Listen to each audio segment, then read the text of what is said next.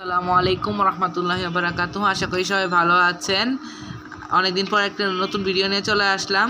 তো আজকের ভিডিওতে টপিক হচ্ছে কি করে কোনো মাইক্রোসফট ওয়ার্ডে থাকা কোনো লোগো, মনে করেন আপনি মাইক্রোসফট ওয়ার্ডে কোনো লোগো ডিজাইন করেছেন, এই লোগোটাকে কিভাবে জেপিজি ইমেজে রূপান্তর করবেন।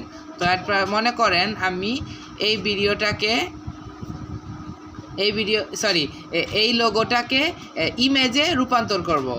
এটার জন্য আমাদের চলে যেতে হবে গুগল ক্রোমে যে এখানে দেখতেছেন smallpdf.com সার্চ করলে এরকম একটা ওয়েবসাইট চলে আসবে। এখানে দেখতেছেন সিলেক্ট ফাইল লেখা আছে, এখানে ক্লিক করবেন।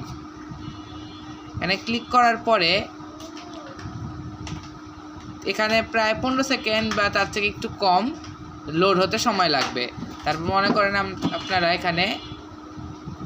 যেইখানে আপনারা রেখেছেন, সেভ করে রেখেছেন ওই ডকুমেন্টটা, ওইটার উপরে ক্লিক করে ওপেনে ক্লিক করে দিবেন। এই দেখেন আপনার ডকুমেন্ট এখানে লোড হচ্ছে। এই যে প্রথমে সেই ডকুমেন্ট থেকে পিডিএফে রূপান্তর হবে। আপনারা চাইলে আগেই ডকুমেন্ট থেকে পিডিএফ নিয়ে রাখতে পারবেন। তারপর এই যে এটা কমপ্লিট হওয়ার পরে এই যে এখানে দেখতেছেন এক্সপোর্ট অ্যাজ, এটার মধ্যে ক্লিক করবেন। ক্লিক করার পরে এই দেখতেছেন ইমেজ জেপিজি, ক্লিক করে দিবেন। এখানে আপনার যেইটা পিডিএফে কনভার্ট হলো এটা আবার শো করবে। শো করার পরে এই যে এখানে কনভার্ট এন্টায়ার পিকচার ক্লিক করে দিবেন। এই যে ইমেজে ক্রিয়েট হয়ে গেল, তাহলে আপনি ডাউনলোডে দিয়ে দিবেন।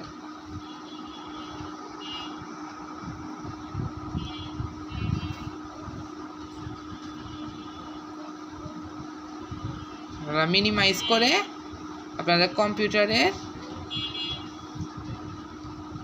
ডাউনলোড অপশনে গেলেই আপনাদের এখানে চলে আসবে।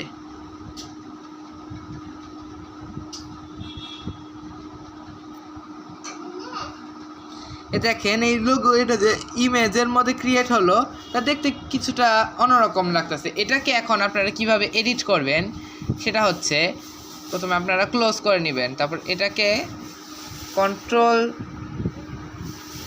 দিয়ে কপি করে নেবেন। প্রথমে কপি করে অংশ মিনিমাইজ করে যে এখানে দেখতেছেন একটা পেইন্ট অ্যাপ্লিকেশন আছে, এটা সবার কম্পিউটারে মোটামুটি শুরুর দিক থেকেই থাকে।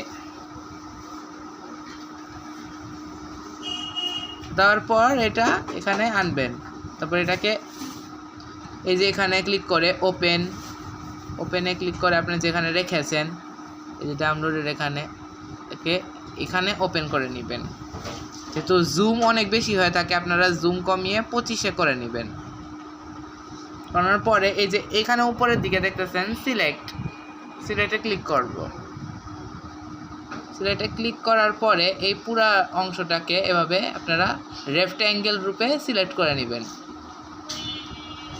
সিলেক্ট করা হয়ে গেছে। সিলেক্ট করার পরে এই যে উপরের দিকে অপশন দেখতেছেন ক্রপের মধ্যে ক্লিক করে দিবেন। এই দেখেন আপনাদের এটা ক্রপ হয়ে গেল। তারপর এটাকে এখানে ক্লিক করে সেভ অ্যাজ জেপিজি পিকচার করে আপনারা মনে করেন আমি এখানে না, আপনারা লোকাল ডিস্কে আমার এখানে একটা পিকচার আইকন আছে, আমি এখানে সেভ করে দিলাম। ফাইল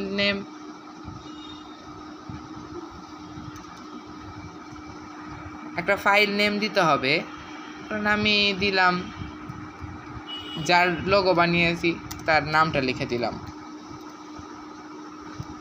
সেভ করে দিলাম সেখানে। এবার এটাকে এখানে মিনিমাইজ করে রেখে আসবো।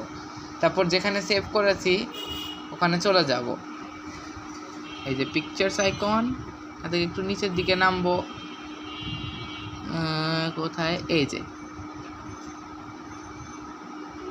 দেখেন আপনাদের এটা জেপিজি পিকচার রূপে সিলেক্ট হয়ে গেল।